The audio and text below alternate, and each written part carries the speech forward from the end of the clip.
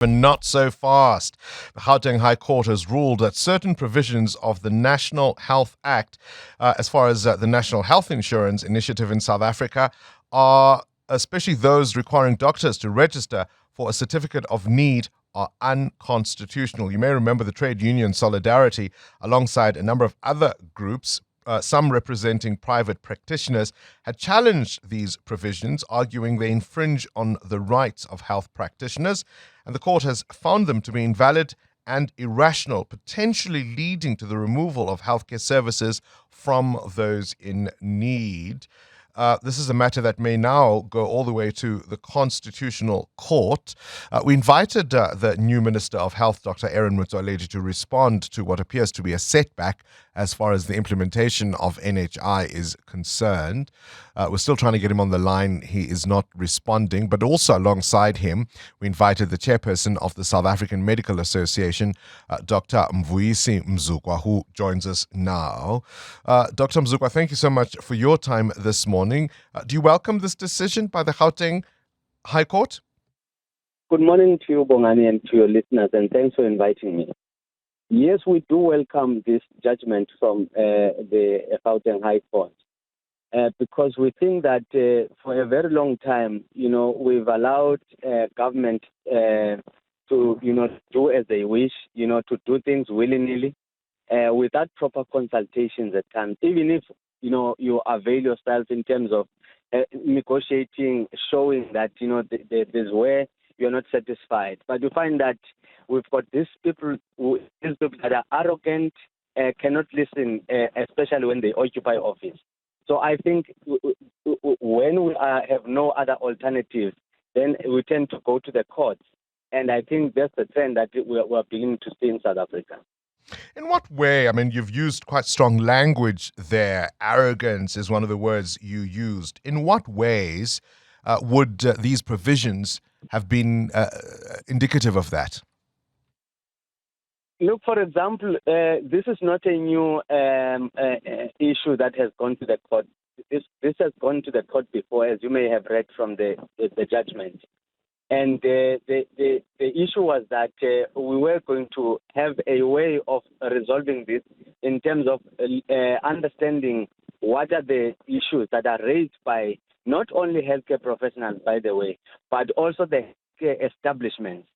Because you can't be expected that you build you get a certificate of need, then after 20 years the DG might willy-nilly decide, you're no longer needed here.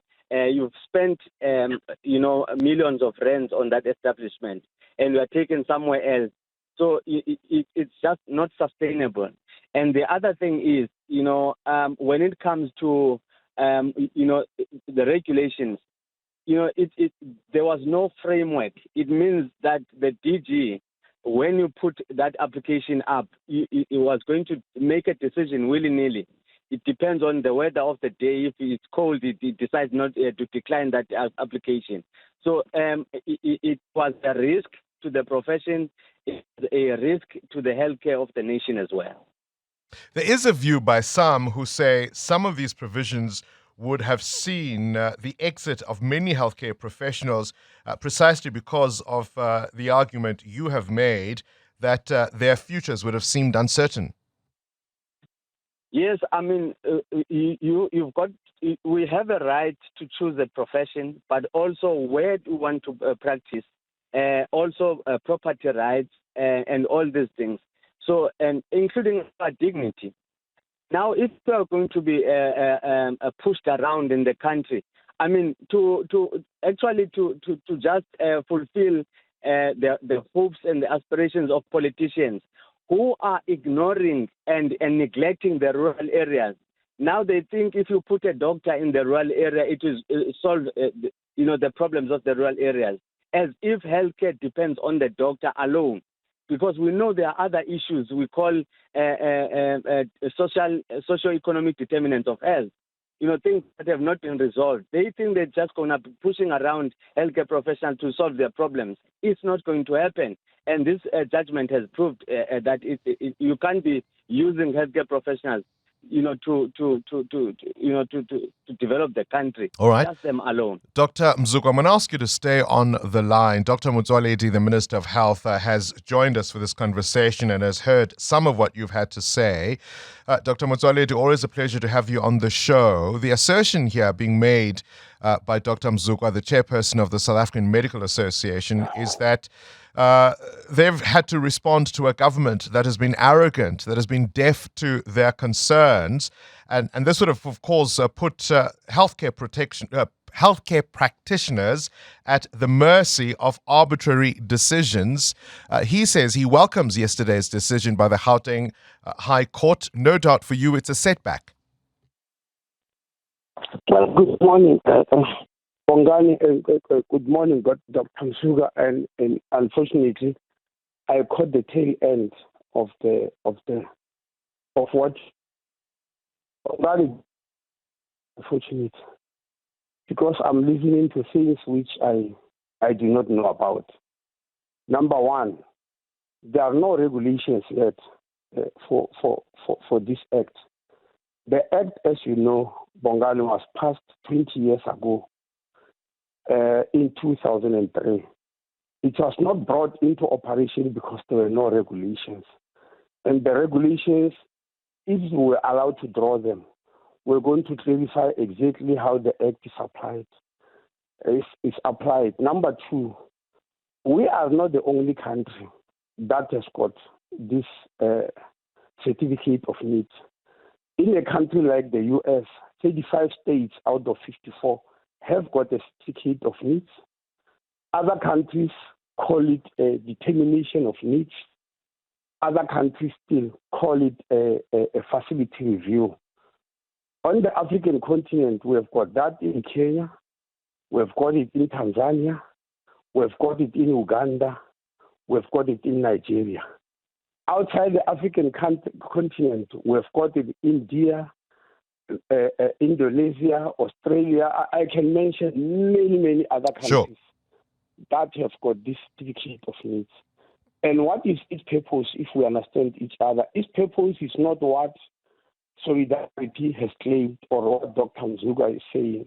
It's not. There are two purposes here. The purpose is that there must be standards set, which must be obeyed by all health facilities. And it's not about doctors for that matter. I want to emphasize that.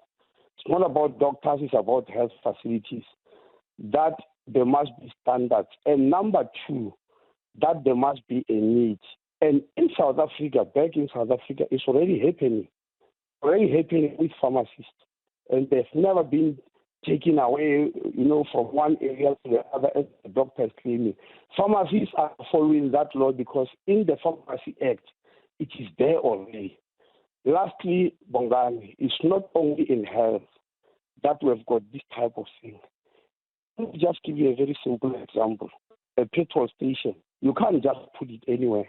But to make an application, it has to be considered, they must consider whether there is a need for society, for it to be in that area.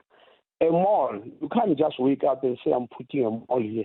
There ought to be applications, there are standards, there are distances, all right, etc. Okay. That's exactly what we're trying to do. All right, Dr. Motsoaledi, I think you've made your point quite well there. Dr. Mzukwa, I'd like you to respond to that. Dr. Motsoaledi essentially saying you've put the cart before the horse, or the horse before the cart, as it were.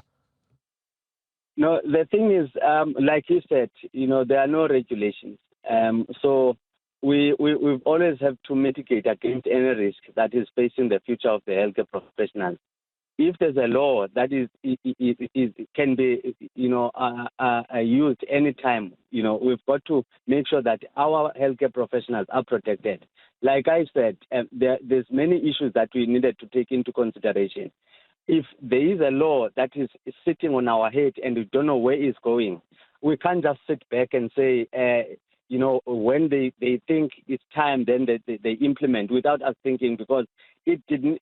We've got to think about the future of the healthcare professionals and those that are joining in the profession.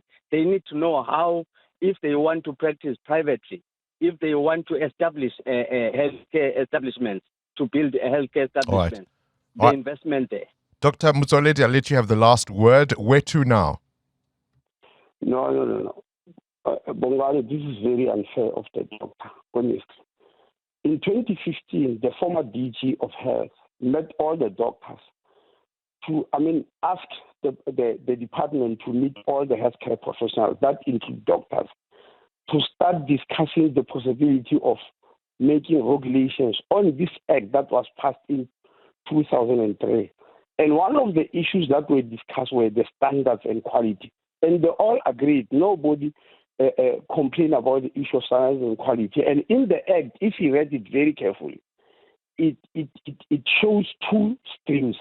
One stream for those who are applying for a facility for the first time, and the other stream for those who have a facility already and they want to get into standards. At the moment, Bongani, do you know that if you have got the practice number as a doctor, you can open your surgery anywhere. You can practice on the hood of your car. And at the moment, there's no institution, including the Health Professions Council or the Board of Health, that have got all the assets and the location of all the facilities of health. You can literally get what we call a practice number to practice. You open your Oh, I think our line there just letting us down there with Dr. Motsoaledi, but I think you've made the point. Current events, developing stories, tough questions. Your voice making a difference. This is Breakfast with Bongani Bingwa.